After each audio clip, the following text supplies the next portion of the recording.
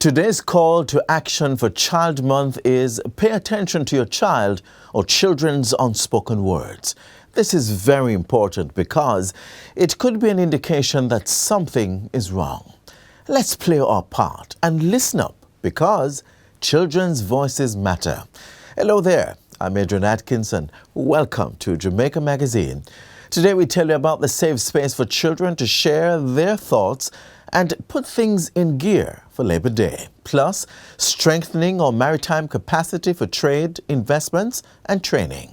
Those and much more coming up, including the top stories of the day.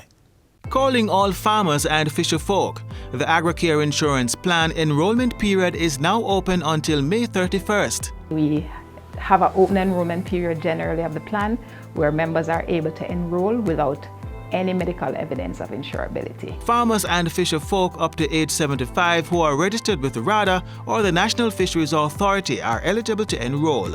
There's still a lot of opportunity for persons to enroll, and I think we need to ensure that we're making persons more aware of the products and the plans that are available because something is available for everyone. You can determine between health, life or critical insurance plans based on importance and affordability. Enrollment is from March 1st to May 31st each year. Visit the nearest Sagicor location or website to sign up. The Agricare Insurance Plan, a partnership of the Ministry of Agriculture and Fisheries and Sagicor Life Jamaica.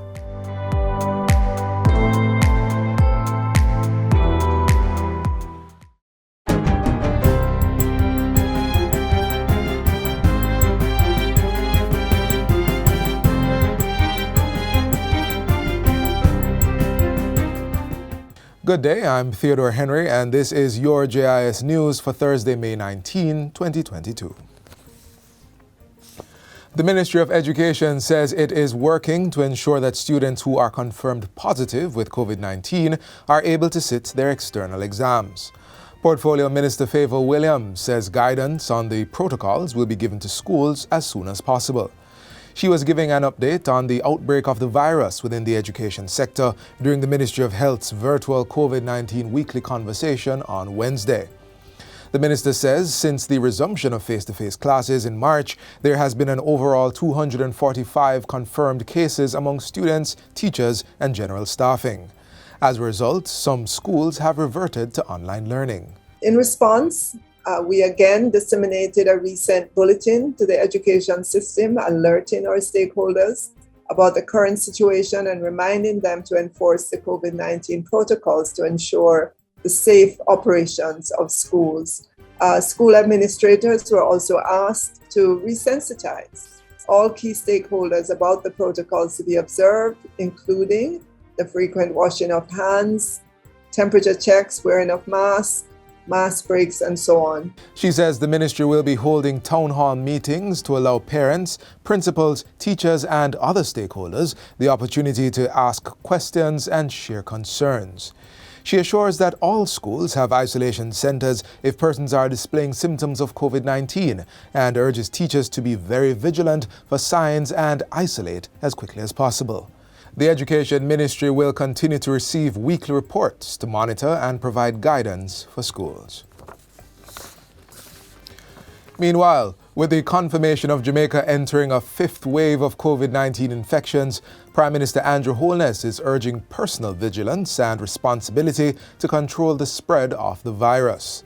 Mr. Holness says that while government is playing its part, Jamaicans have a greater duty to protect themselves. If our monitoring shows that we need to take certain preventative actions, we will very quickly and very rapidly mobilize. We have never demobilized. We are still prepared and ready to act. I urge all Jamaicans, therefore, to follow the protocols. Wear your mask, sanitize. If you are ill, stay home. If you don't have to go out, then don't. Be careful of how you move around in crowds. Just be very conscious. The Ministry of Health is reporting that the increase in cases is likely caused by the Omicron BA.2 subvariant, which was first discovered on the island in April. Up to May 16, Jamaica recorded a positivity rate of 33.8%. Prime Minister Andrew Holness is promising greater investment and development of commercial and residential real estate along the Kingston waterfront. The Prime Minister says talks have been ongoing with the World Bank and the International Finance Corporation to establish a project for the redevelopment of downtown Kingston. And we're very serious about that. We believe that that can be a major catalyst for economic growth in this area. So stay tuned. There will be more to come in the development of downtown Kingston. The Prime Minister made the comments as he officially opened the Port Royal Street Revetment project. The 1-kilometer roadway, complete with a seawall and promenade, was completed at a cost of $1.3 billion. It forms part of the Jamaica Social Investment Fund's Disaster Vulnerability Reduction Project, which is funded by the World Bank. Mr. Holness says the project will expand another 20 kilometers to reach the Palisadoes Strip. That work will be spearheaded by the Urban Development Corporation.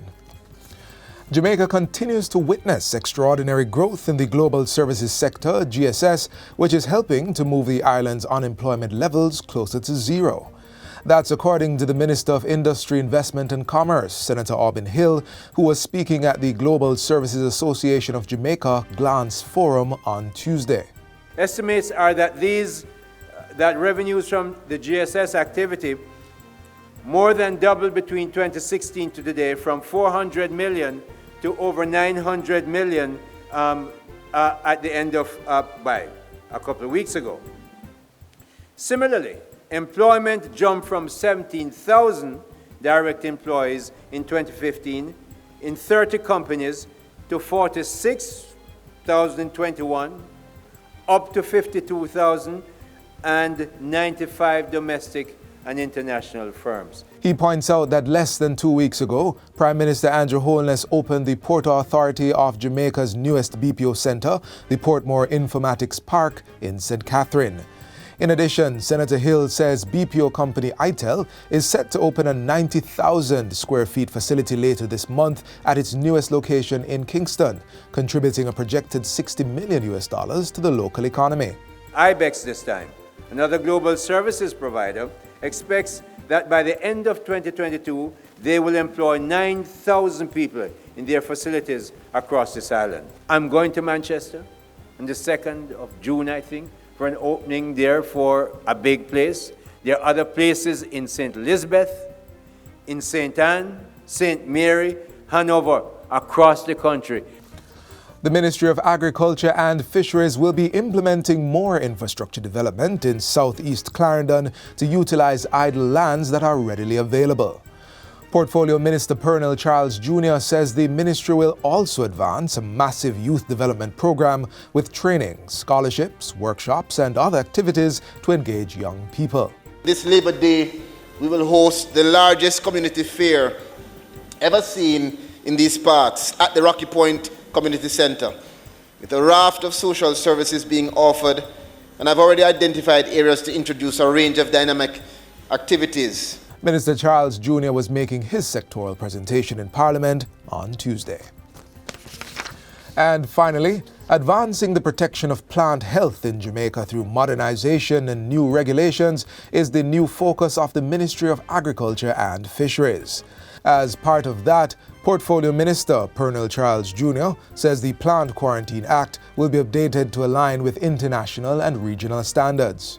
We are modernizing the Plant Quarantine Act to make it more comprehensive to deal with matters of protection and quarantine, and soon Jamaica will have a modern Plant Health Act. That's very important. Minister Charles Jr. was speaking at a recent event to mark International Day of Plant Health.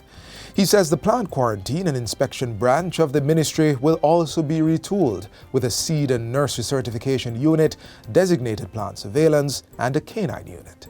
It is important to note that in 2021, our branch confiscated 3,449 kilograms of uncertified plants and plant products that entered through our ports.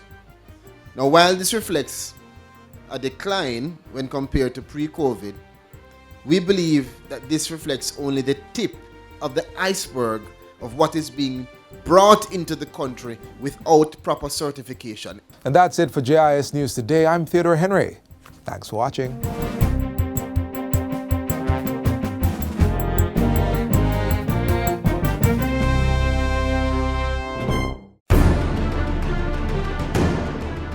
The tinting of your windscreen, cut it out. Public passenger vehicles, according to the Transport Authority Act, not supposed to have tints. I'm appealing to motorists out there. We have removed many plates because of fandangles that are on the motor vehicle. Colorful lights, red light, purple light, blue light, and these multicolored lights. Get them off. I've noticed some trends out there where there is different type of license plates on motor vehicles. Only the Jamaican issued driver's license plates are to be on the motor vehicles. Once you transport any passenger in a motor vehicle, ensure that they are buckled, whether they are on the front or they are on the back. The seatbelt gives people a fighting chance to survive the crash. Many people have died who never give themselves a fighting chance. Up next, a look at some of the activities that will take place during Workers' Week, which began yesterday, and on Labor Day, as we work to make Jamaica crisp and clean. For the past 2 years, Labor Day was met with empty streets, unoccupied public spaces, and Jamaicans encouraged to labor at home due to COVID-19 restrictions. With the lifting of these measures, this Labor Day 2022 will see a myriad of activities to make Jamaica crisp and clean.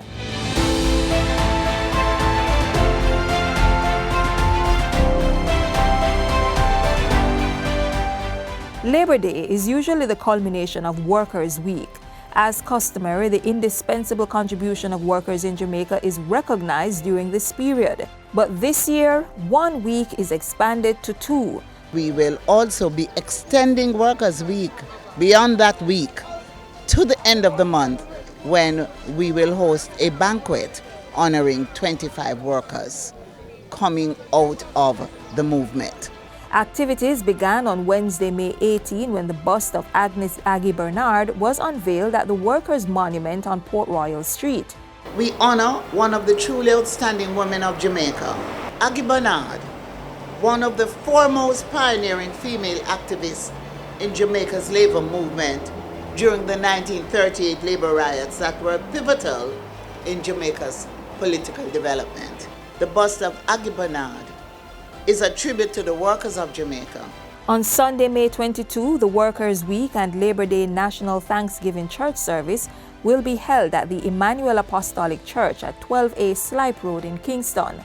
On Monday, May 23, floral tributes will be held in honor of National Hero Sam Sharp at the National Heroes Park in Kingston and Sam Sharp Square in Montego Bay. The highlight of the day is Labor Day activities. This year's focus is the protection of our heritage and environment under the broad Jamaica 60 theme, Reigniting a Nation for Greatness. The Labor Day slogan is Make Jamaica Crisp and Clean. The national project will be the renovation of Mandela Park in Halfway Tree. The focus for this year is the Mandela Park. The Mandela Park was created in honor and in tribute to Nelson Mandela. And it is in a very shabby condition, and so we felt it was necessary. During this year, when we celebrate our 60th, and when we are honoring and recognizing our international partners and our brothers and sisters across the world, we thought it would be appropriate to start the refurbishing of Mandela Park. Prime Minister Andrew Holness will spearhead the national project, which will involve landscaping, masonry, carpentry, painting, electrical works, lighting, as well as disinfecting and sanitizing. The municipal corporations will also be undertaking parish projects that fit into the theme. At the same time, Minister Grange is urging persons to prepare for the Jamaica 60 Jubilee celebrations by cleaning up and beautifying their communities, landmarks, and public spaces. And don't make this any ordinary cleanup like we have done in the past. This must be a special. Clean the corners, the crevice, the nook and the crannies. Get rid of the garbage. Protect your environment.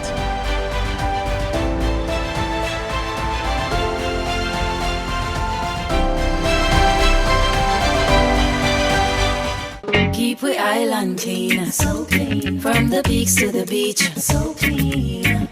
No dirty up Jamaica, please don't do it. Keep we island clean, so clean. From the peaks to the beach, so clean. No dirty up Jamaica, please don't do it. No dash no paper, no dash no plastic. Dispose your garbage responsibly. No know how to recycle, learn it quick. And if you drop it, better pick up every piece of it. Plastics last forever, don't forget the bits. Cause when them touch the street, them end up in the sea. Collect pan the reef where they fish them feed. And when you want seafood, I eat your Keep eat. we island clean, so clean. From the peaks to the beach, so clean. No dirty up Jamaica, please don't do it. No dirty up Jamaica, no dirty up Jamaica, no dirty up Jamaica, no dirty up Jamaica. Jamaica is being positioned as an economic zone with vast opportunities for business investments and leisure, powered by a productive labor force. A key asset is our maritime location and logistics, facilitating trade, cruise, and training. Today, we highlight the contributions and strides that have been made to build out the nation's maritime sector. The seas call them home. Home. Where the northeast trade winds dance through the sounds of reggae. Where the cockpit country shadows the world's fastest man. The vanguard of the Caribbean. The seas call them home. Home to Jamaica. Jamaica is the third largest island in the Caribbean and the largest English-speaking island state, with the seventh largest natural harbour in the world, essential for a robust shipping industry. Jamaica also has the second largest transshipment hub in the Caribbean. These developments are driven by a commitment to honour the international maritime conventions that Jamaica has signed, establishing a maturing partnership with the International Maritime Organization (IMO).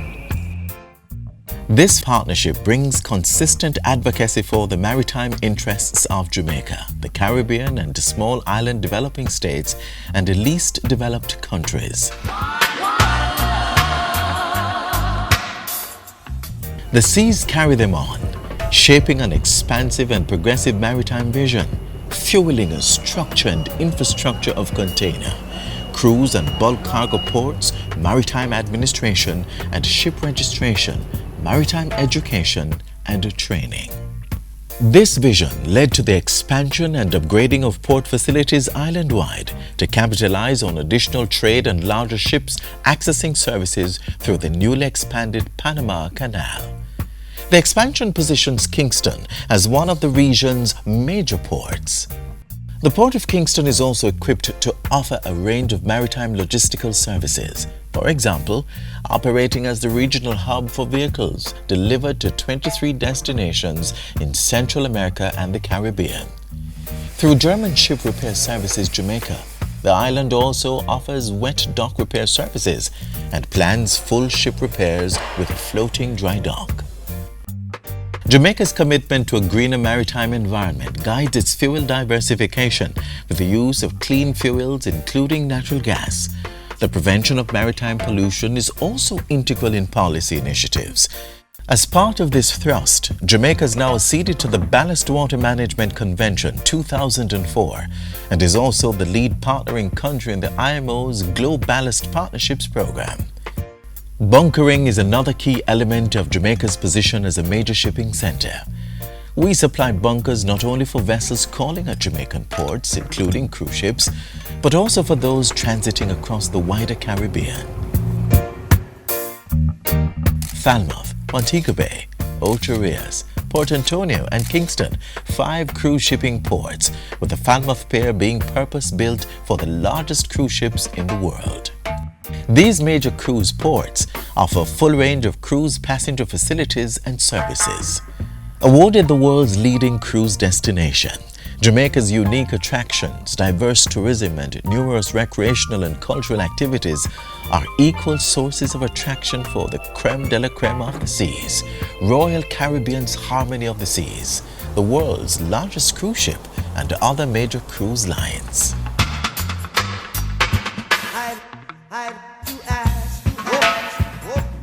The seas sends them out. Seafarers and shipping staff trained in Jamaica for international service are key to Jamaica's success as a maritime state.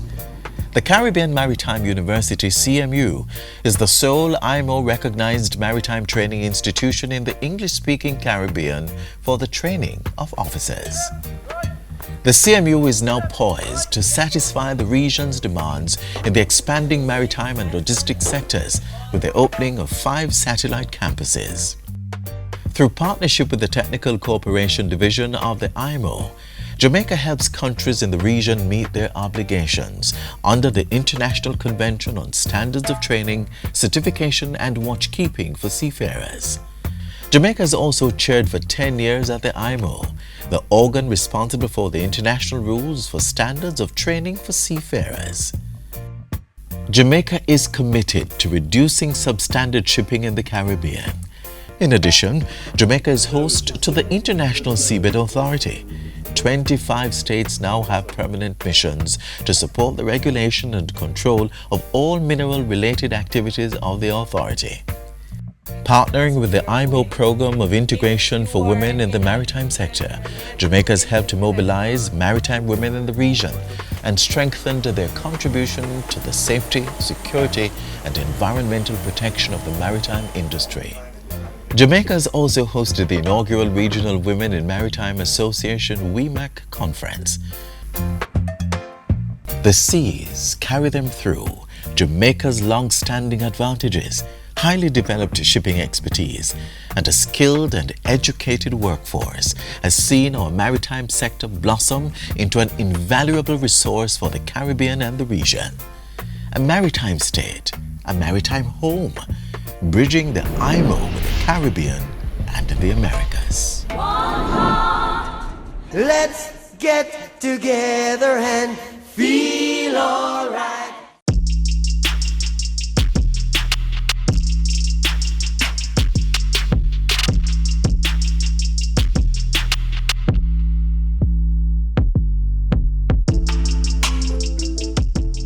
The travel pilot application was created by the Transport Authority for the protection of the commuting public.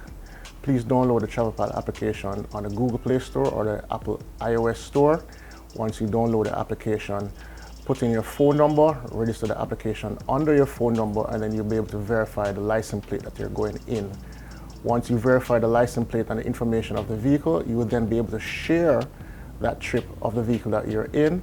And if there is difficulty on the trip, you will be able to push a panic button and share your location with others as well. Download the application, give us our feedback at customerservice@ta.org.jm. Don't forget, it's free to download, free to use.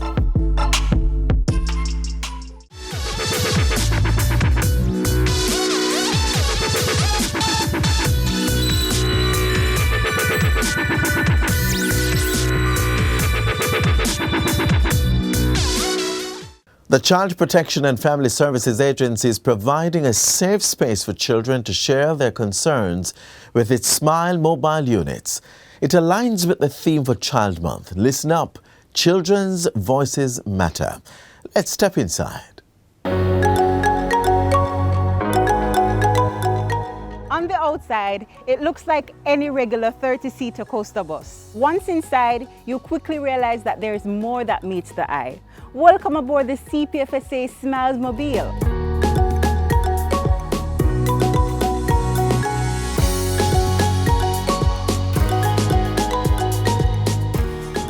The Smiles Mobile is a retrofitted 30-seater coaster bus. On board we have 2 confidential counseling areas where both officers sit. We have refrigerator and microwave on board. We have a sink area for kids to wash their hands. We have filing cabinets where we store our files. The main objective of the Smiles Mobile is to screen those children who fall within the child protection system.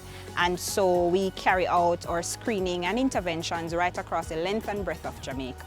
Today we've joined the CPFSA Mobile Mental Health Unit at one of their sessions at the Glen Hope Nursery in Kingston to witness how the Smiles Mobile provides a convenient and confidential safe space for these wards of the state.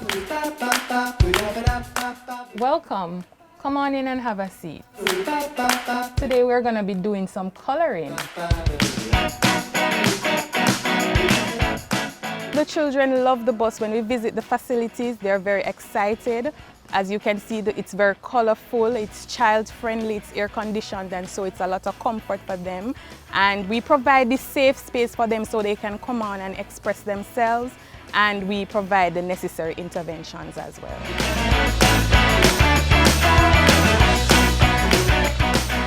All children within the state's care should be screened on an ongoing basis, and so we screen children on an ongoing basis. We have our regular screening where we screen selected facilities based on presenting issues, and we also from time to time have to respond to matters that are current in the news. So say for example a child was affected by crime or violent situations, we will go in and screen and do our interventions. We use several screening tools or instruments. One of our main screening tools from it was established in 2013 have been the Strengths and Difficulties Questionnaires, the SDQ.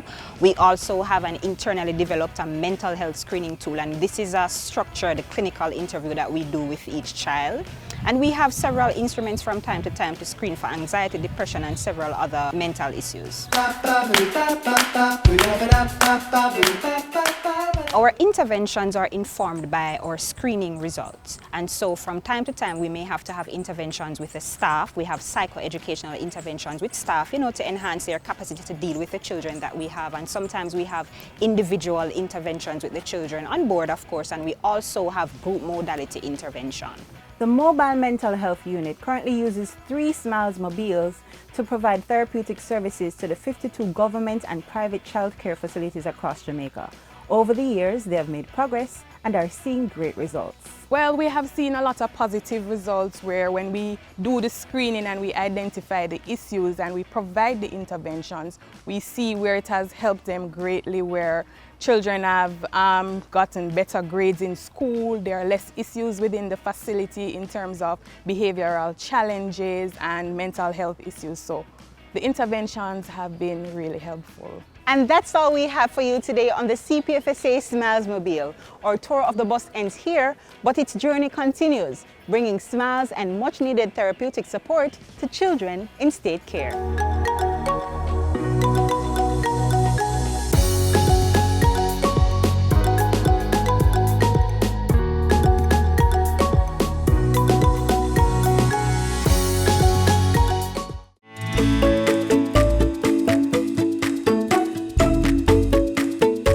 Lowering the sodium content in children's diets today can help prevent heart disease later in their life, especially for those who are overweight. Shake the salt habit, shop smart and cook smart. Use less or no salt when cooking. Try using fresh herbs and seasonings to add more flavor. Limit the consumption of salty snacks. Take the time to carefully read the nutrition labels on food products to identify those high in salt and choose the healthier options. Remember, no more than 2 grams of salt per day from all food sources for children under 11 years of age.